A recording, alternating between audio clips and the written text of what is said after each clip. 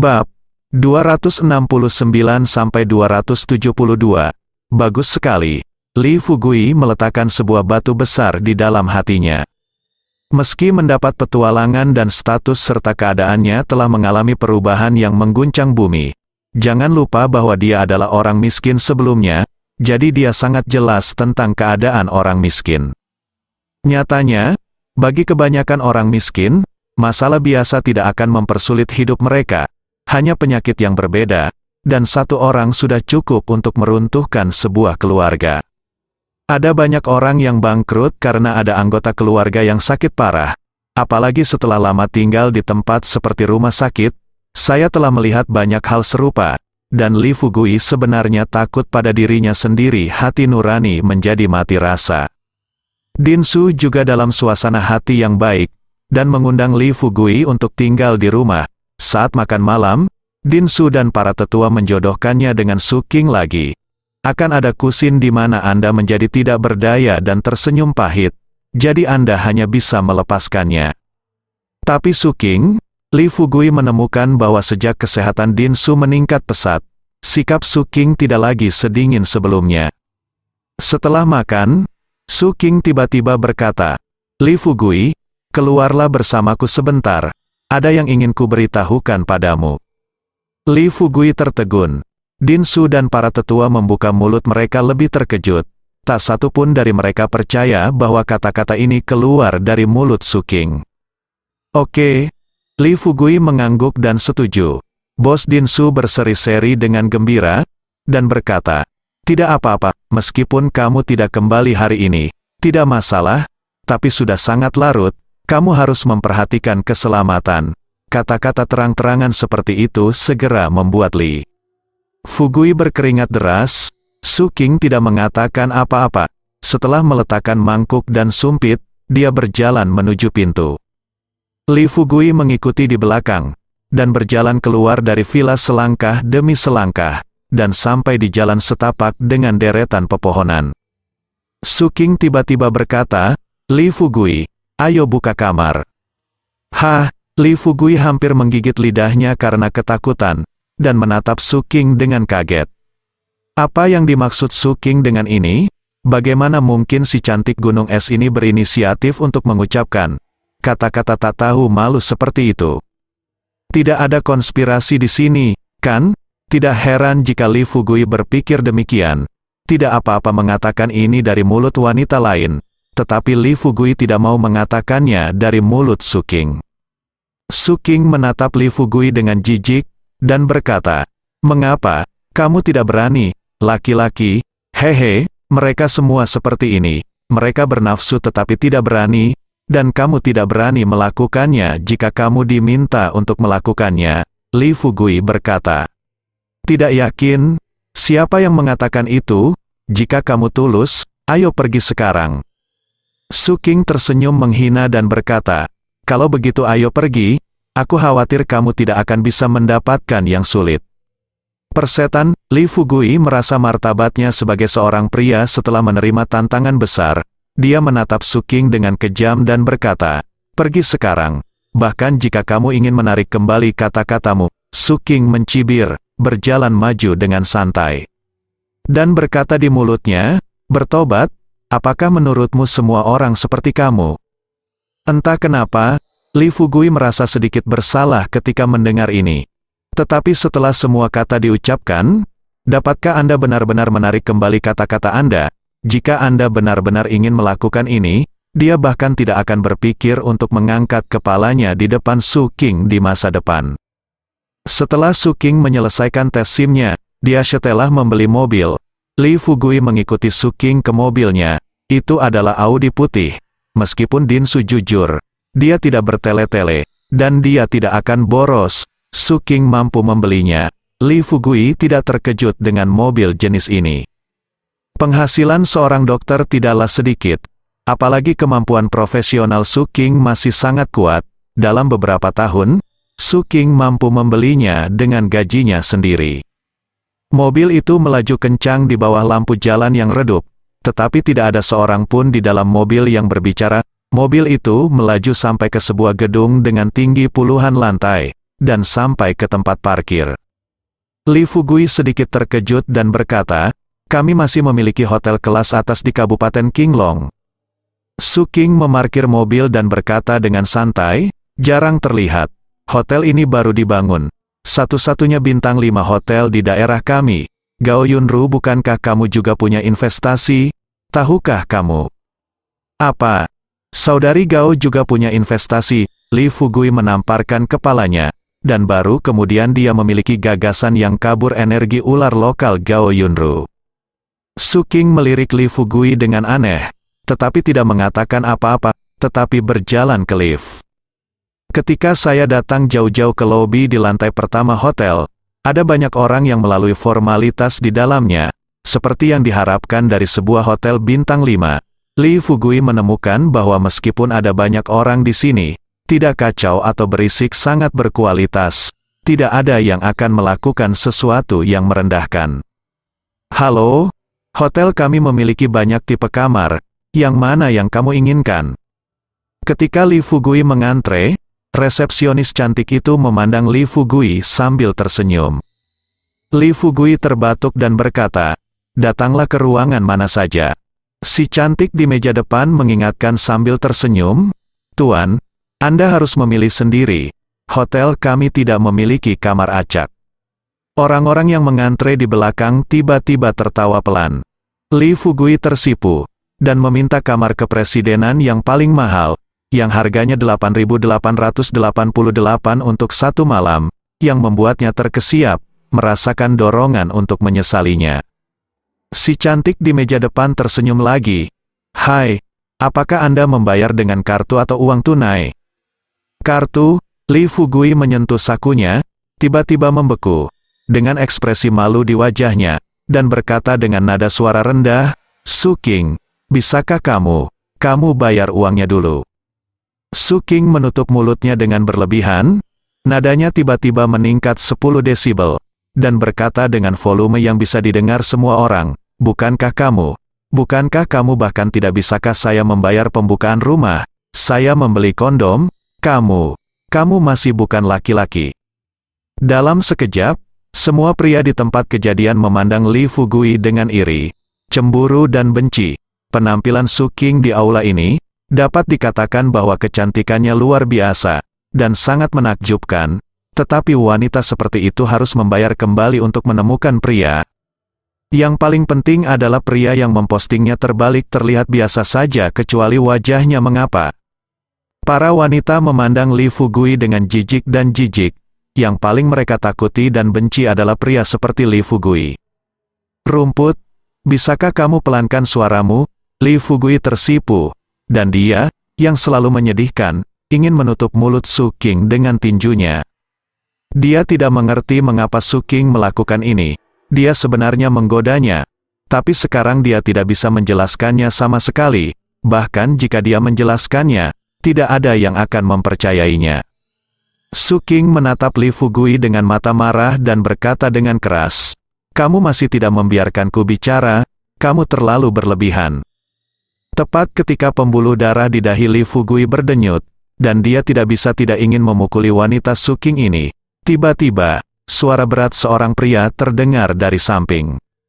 "Xiao King, aku tidak pernah menyangka bahwa setelah kamu putus denganku, kamu bahkan akan jatuh cinta dengan pria seperti ini."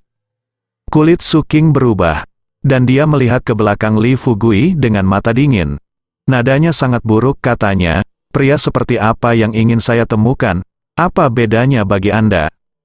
Li Fugui segera menoleh untuk melihat, dan melihat seorang pria muda berjas dan sepatu kulit di belakangnya, dengan wajah berminyak dan wajah halus wajah, berdiri di sana, tampak seperti pria sukses, dengan lengan melingkari lengannya, seorang wanita dengan gaun berpotongan rendah dengan riasan tebal.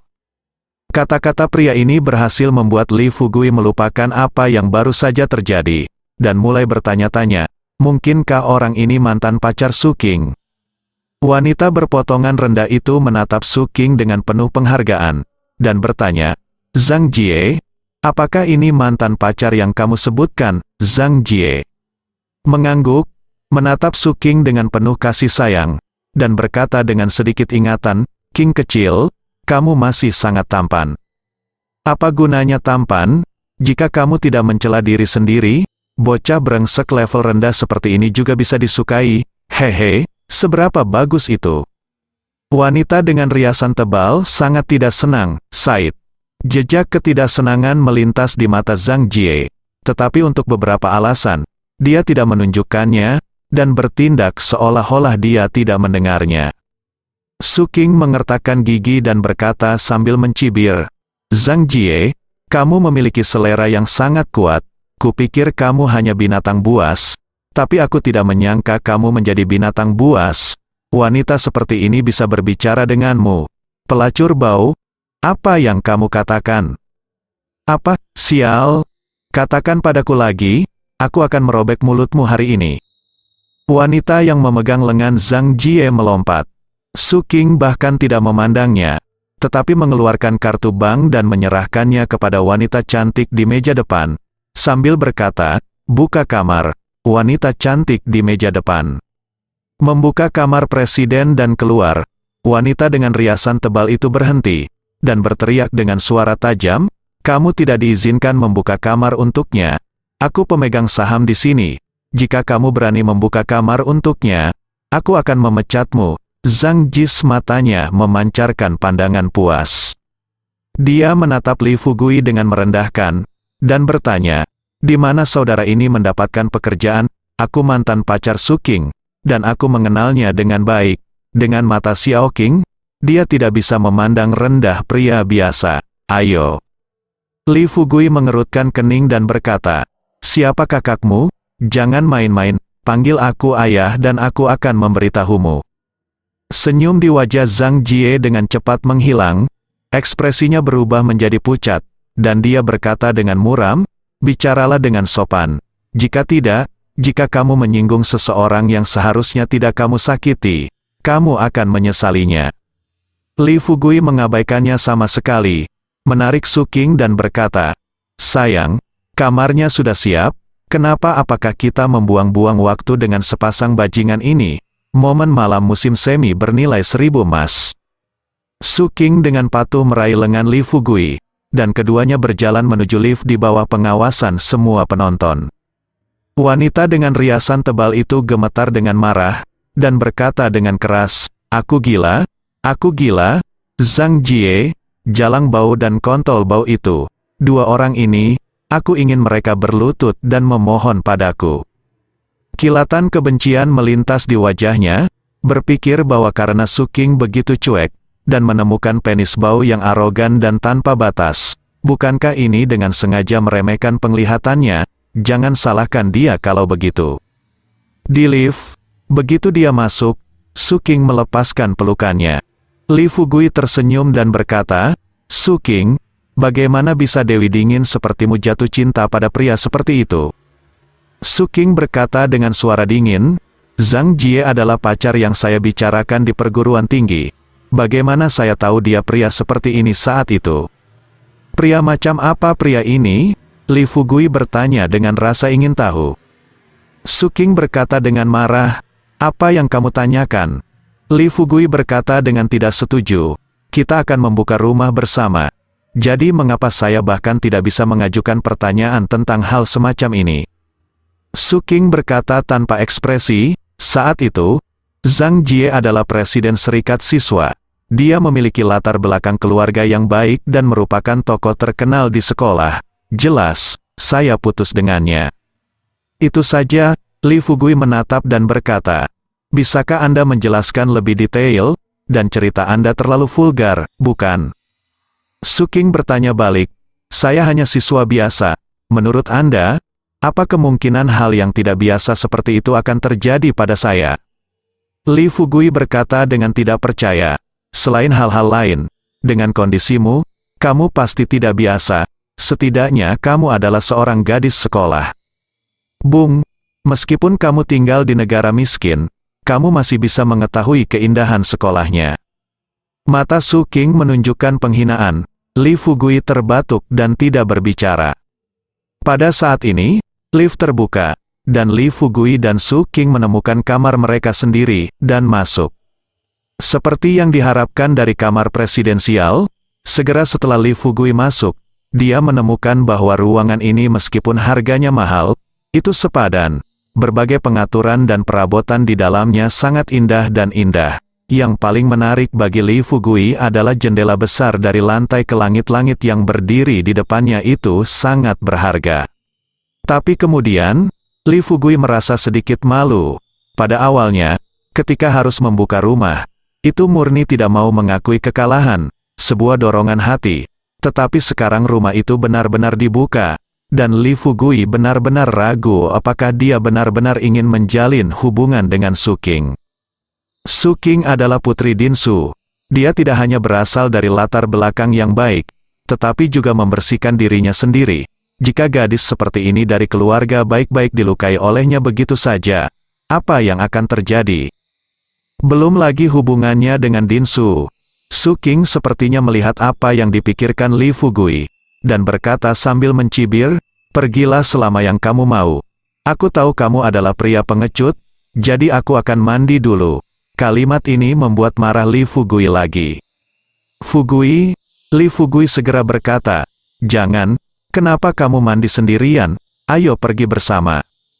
Su Qing pura-pura tidak percaya dan berkata, "Ikuti aku jika kamu memiliki kemampuan." Li Fugui melepasnya mantel dan mengikuti di belakang. Dia menyerah di dalam hatinya. Bukankah dia putri Dekan Su? Biarpun ada konsekuensinya, itu akan dilakukan dulu. Setelah membuang masalahnya, yang tersisa hanyalah darah mendidih dan pikiran gelisah. Namun, ketika Li Fugui hendak mengikuti ke kamar mandi, pintu kamar mandi ditutup rapat dengan bang. Brengsek, Li Fugui sangat marah. Dia tidak tahu bahwa dia ditipu lagi. Dia mendorong pintu dengan keras beberapa kali, tetapi pintunya tidak bergerak sama sekali, terkunci di dalam. "Made, wanita anjing ini," Li Fugui mengutuk dengan marah. "Jangan keluar jika kamu memiliki kemampuan." Tapi hanya ada suara percikan air di dalam, dan Su Qing langsung mengabaikan kata-kata Li Fugui. Li Fugui juga tidak berdaya, dia tidak ada hubungannya dengan wanita ini sekarang. Jadi pada akhirnya Li Fugui tidak punya pilihan selain kembali ke sofa dan berbaring dengan bosan. Setelah berbaring lama, Li Fugui tiba-tiba membuka matanya lebar-lebar, berguling dan duduk. Menatap pintu kamar mandi tanpa bergerak. Pintu kamar mandi suite terbuat dari kaca dengan ukiran di atasnya di bawah kabut mengepul di dalam. Li Fugui dengan jelas melihat sosok samar mengambang di pintu kaca. Apalagi tubuh sosok buram itu masih bergerak tanpa henti. Li Fugui merasa mimisannya akan segera keluar setelah hanya beberapa kali melirik. Karena sosok kabur ini pasti Su Qing. Hanya ada Su Qing. Li Fugui hanya ingin tertawa terbahak-bahak, wanita ini tidak membiarkannya masuk. Tetapi biarkan dia menghargai kecantikan yang kabur sekali. Setelah sekian lama, Su Qing membuka pintu, dan keluar dari kamar mandi di tengah asap yang mengepul. Gulu, tenggorokan Li Fugui berguling, dan dia menelan seteguk air liur. Su Qing terbungkus handuk mandi putih, dengan rambut basah menutupi kepalanya, ditambah dengan wajahnya yang dingin. Dua temperamen yang sangat berbeda memengaruhi otak Li Fugui. "Apa yang kamu lihat?" Wajah Su Qing memerah tanpa terdeteksi. Li Fugui mengangkat alisnya dan berkata, "Kita semua di sini untuk membuka ruangan. Apalagi yang tidak bisa saya lihat?" Su Qing menunjuk ke sofa dan berkata, "Membuka ruangan adalah membuka ruangan. Saya tidak mengatakan apa untuk melakukan." "Oke, apa yang kamu lakukan hari ini?" "Tidur di sofa." "Aku tidur di tempat tidur." "Mimpi?" Li Fugui bergegas, melemparkan Su Qing ke tempat tidur, dan berkata dengan tidak sabar, "Aku akan makan kamu hari ini." Su Qing berjuang dengan panik, namun, Li Fugui sudah terburu-buru. Bagaimana dia bisa membiarkan Su Qing melarikan diri? Su Qing berjuang untuk sementara waktu, dan ketika dia melihat itu sia-sia, dia mengutuk, "Li Fugui, bajingan, cabul besar." Li Fugui tertawa, dan berkata dengan hati yang gatal, "Bukankah kamu mengatakan bahwa aku bernafsu tetapi tidak berani? Bukankah kamu mengatakan bahwa aku bukan laki-laki? Bagaimana dengan sekarang?" Handuk mandi robek dan Su Qing benar-benar terbuka. pintu kamar tiba-tiba diketuk dengan kuat. Sial, siapa yang mengetuk pintu saat ini? Apakah ini layanan hotel bintang 5? Li Fugui mengutuk, mengabaikannya, tetapi setelah beberapa saat, pintunya terbuka.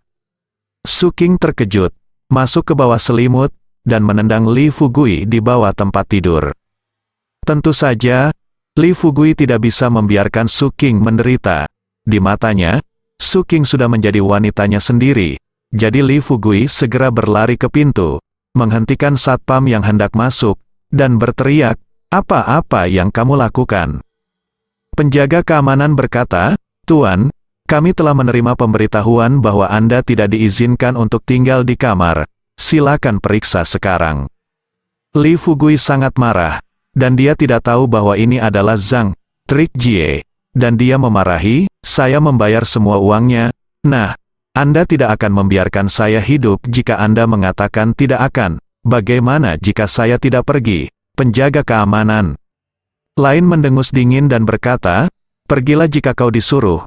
Kenapa kau berpura-pura menjadi pria terhormat? Jika kau tidak pergi, kami akan mengusirmu." Mata dan berkata, "Jaga mulutmu bersih. Berapa banyak pengawas yang berani lancang?" Anjing penjaga membuat marah semua satpam, dan saat berikutnya, semua satpam bergegas dan menggunakan tongkat listrik. Li Fugui menendang, menjatuhkan semua penjaga keamanan ke tanah, dan kemudian berkata sambil mencibir, "Jika kamu memiliki keterampilan lain, gunakan semuanya. Jika kamu hanya memiliki kungfu kucing berkaki 3 ini, kamu tidak bisa lakukanlah. Aku sangat kecewa."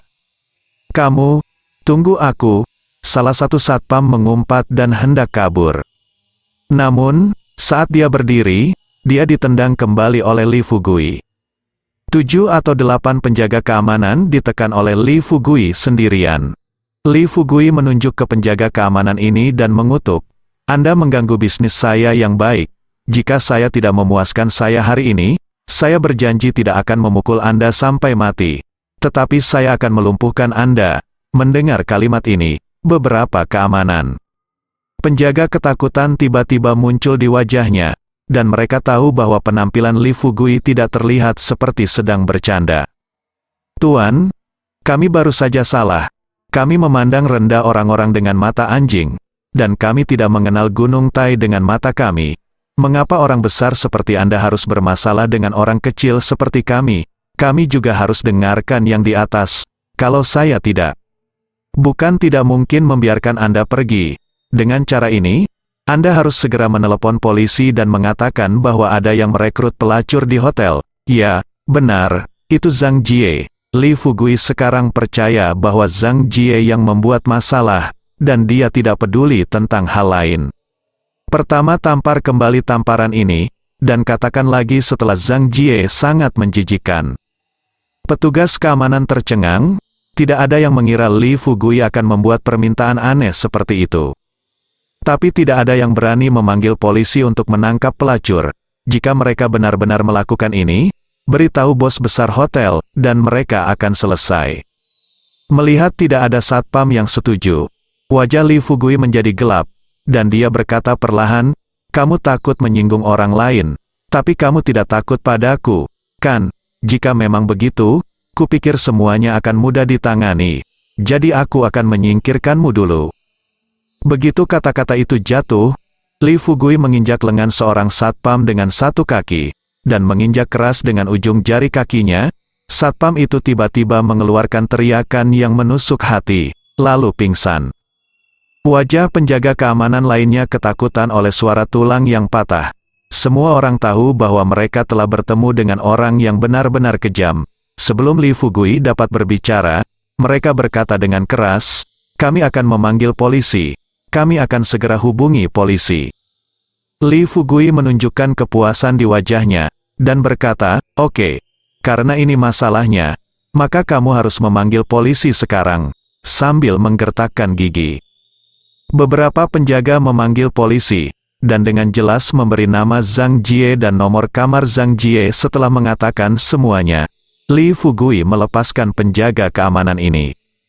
Saat beberapa satpam membawa satpam yang pingsan dengan tulang patah dan hendak pergi, Li Fugui berkata, "Tunggu."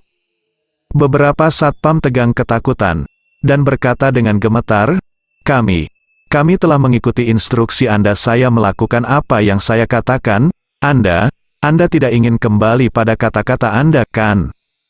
Bawa satpam itu ke sini. Li Fugui tidak repot-repot memperhatikan orang-orang ini, dan menunjuk ke satpam patah tulang. Penjaga keamanan tidak tahu apa yang akan dilakukan Li Fugui. Tetapi karena Li Fugui sudah berbicara, mereka pasti tidak punya nyali untuk menolak.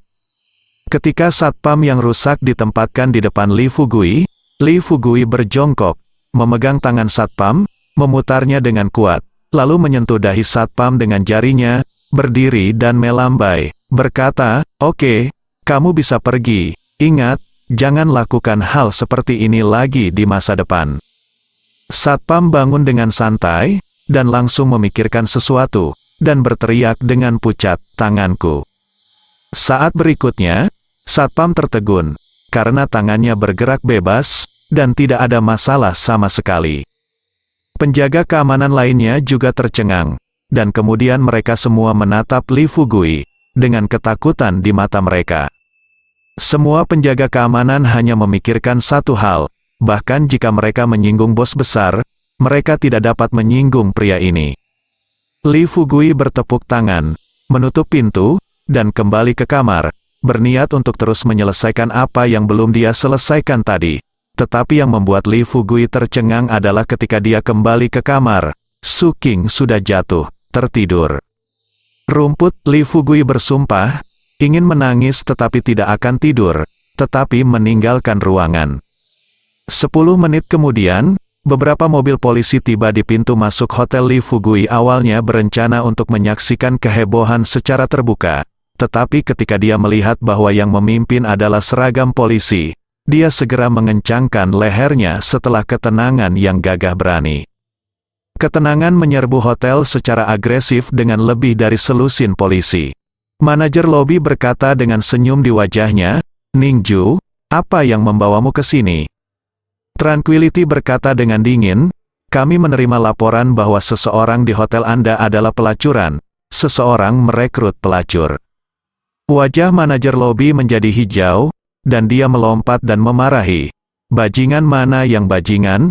Bukankah ini omong kosong? Hotel kami adalah hotel besar biasa, dan sama sekali tidak ada hal-hal bengkok seperti itu. Apakah ada?" Anda akan tahu setelah memeriksa." Ketenangan tidak berkomitmen, dan dengan lambaian tangannya, polisi di bawahnya bergegas masuk seperti serigala. Manajer lobi tidak punya pilihan selain menjilat wajahnya dan berkata, "Ningju, bos besar kami, Anda juga tahu bahwa dia selalu menghormati Anda. Jika Anda bersedia mengangkat tangan, bos besar kami akan membalas Anda dengan mahal. Apakah Anda berencana menyuap saya?" Mata Tranquility menajam, menatap manajer lobi. Manajer lobi tersenyum canggung dan memalingkan muka, tetapi dahinya berkeringat. Inilah yang paling ditakuti hotel, terutama di hotel besar seperti milik mereka. Begitu sering terjadi penangkapan pelacur, atau orang datang untuk memeriksa setiap hari. Siapa bersedia mengeluarkan uang untuk menginap hotel mereka? Bos besar harus segera diberitahu tentang masalah ini. Manajer lobi mengedipkan mata pada salah satu bawahannya, lalu mengikuti Tranquility menuju lift. Beberapa menit kemudian, di luar kamar presidensial di lantai atas hotel, Zhang Jie dan wanita dengan riasan tebal ditangkap karena malu. Wanita dengan riasan tebal itu telanjang, dan pada saat ini memarahi dengan tajam, "Ada apa denganmu? Kami tidak melanggar hukum, kami baru saja membuka rumah. Bisakah ini juga ditangkap olehmu? Seseorang melaporkan bahwa Anda pelacur. Kami di sini untuk memverifikasi situasinya." Zhang Jie berkata dengan marah, "Petugas polisi ini, kami menjalin hubungan, jangan bicara omong kosong." Tranquility bertanya balik, "Apakah Anda punya bukti?" "Aku," Zhang Jie bodoh mulut terdiam. Tetapi wanita dengan riasan tebal itu berteriak dan berkata, "Apakah kamu tahu siapa saya? Beraninya kamu menyebut saya pelacur? Apakah kamu percaya bahwa saya dapat mengupas kulit tubuhmu hanya dengan satu panggilan telepon?" Sambil tersenyum, dia menyerahkan telepon dan berkata, "Telepon, telepon sekarang." Kikiao Sengyan yang feminin dengan riasan tebal dan riasan warna-warni mengangkat telepon dan mulai menelepon, lalu menyerahkan telepon ke Tranquility dengan penuh kemenangan, dengan tangan terlipat, saat jika seperti ayam jago yang menang. Lebih besar dari ketenangan menjawab telepon, mengatakan hanya satu kalimat, dan kemudian menyerahkan telepon kepada wanita dengan riasan tebal. "Apa, memintaku untuk meminta maaf? Aku tidak. Kenapa, aku tidak melakukan kesalahan? Mereka membuat masalah tanpa alasan. Apa yang terjadi padaku sekamar dengan pacarku?" Wanita dengan riasan tebal mendengar beberapa kata-kata, senyum di wajahnya menghilang, dan dia marah. Dia mulai berbicara dengan cepat, tetapi setelah beberapa saat, dia menutup telepon dan berkata dengan tidak yakin, "Ningju, saya salah, saya seharusnya tidak banyak bicara sekarang. Tetapi Anda juga salah. Bagaimana saya bisa menjadi wanita seperti yang Anda pikirkan? Kalian salah sudah. Apakah kamu punya bukti untuk membuktikan hubunganmu?" Ketenangan masih bertanya. Wanita dengan riasan tebal meledak dalam kemarahan, dan mengutuk, "Bagaimana Anda membuktikannya?" Tranquility mengerutkan kening dan berkata, "Ini adalah sesuatu yang harus Anda pikirkan." Sebelum pihak lain dapat berbicara, Tranquility melambaikan tangannya dan berkata, "Ambil kembali, urus, selidiki." "Iya, Biro Ning." Beberapa polisi menangkap Zhang Jie dan wanita dengan riasan tebal, dan membawa mereka pergi terlepas dari apakah mereka mau atau tidak. Setelah keributan seperti itu, hotel menjadi kacau balau. Banyak tamu yang melihat pemandangan ini, langsung check out, dan menuntut agar hotel memberi kompensasi kepada mereka. Yang bisa datang ke hotel semacam ini untuk makan adalah semua orang berstatus. Dengan banyaknya tamu yang membuat masalah bersama, bahkan hotel pun dalam keadaan kesusahan. Li Fugui bersembunyi dalam kegelapan, terlihat sangat segar. Setelah kembali ke kamar, melihat Suking tidur nyenyak, dia tidak begitu tertekan. Setelah mandi, dia juga tertidur lelap. Keesokan harinya, Li Fugui menerima telepon dari Tranquility, dan Tranquility berkata di kalimat pertama, "Fugui, kamu ada di kota sekarang?" Li Fugui berkata dengan perasaan bersalah, "Ya, Sister Ning, ada apa? Kamu datang ke biro sekarang untuk menemukanku dan menemaniku melakukan sesuatu." Berkata dengan tenang dan tegas, Li Fugui tidak dapat menahan diri untuk bertanya, "Kak Ning, ada apa?" Ketenangan tidak menjelaskan, tetapi hanya berkata, "Ayo jika disuruh, jangan bicara omong kosong." Li Fugui Zhang bingung, tetapi ketenangan biarkan dia pergi, dia hanya bisa pergi. Melihat Suking masih tidur, Li Fugui meninggalkan catatan dan pergi lebih dulu. Meski Tranquility sudah lama dipromosikan, ini adalah pertama kalinya Li Fugui melihat Tranquility di biro memikirkan hal ini. Li Fugui memiliki perasaan yang berbeda di hatinya. Kantor polisi Kabupaten Qinglong terletak di pusat kabupaten. Dari luar, ada banyak gedung perkantoran di dalamnya. Setelah Li Fugui berkata di petugas bahwa dia ingin melihat Ning Jing, lelaki tua di petugas membiarkan Li Fugui pergi. "Kamu bisa menemui Direktur Ning kapanpun kamu mau." Biro Ning jujur dan adil, dan dia adalah seorang detektif dan polisi wanita yang dikenal di kota dan provinsi. "Kamu di sini bukan untuk membalaskan penjahat." Secara umum, menatap Li Fugui, Li Fugui sangat senang melihat ketenangan memiliki prestise yang begitu tinggi. Seolah-olah dia dipuji, dia tersenyum dan berkata, "Tuan, Anda salah paham. Saya adalah teman kantor polisi Anda, tidak." Berpikir mengatakan bahwa Anda adalah pacar Biro Ning. "Nak, cepat dan cari kelas. Jangan membuat masalah di sini, atau Anda akan ditangkap jika Anda tidak pergi," kata portir itu dengan tidak sabar. "Fugui, kenapa kamu tidak meneleponku ketika kamu datang?" Pada saat ini, Santana melaju keluar dan berhenti di depan Li Fugui, bersambung.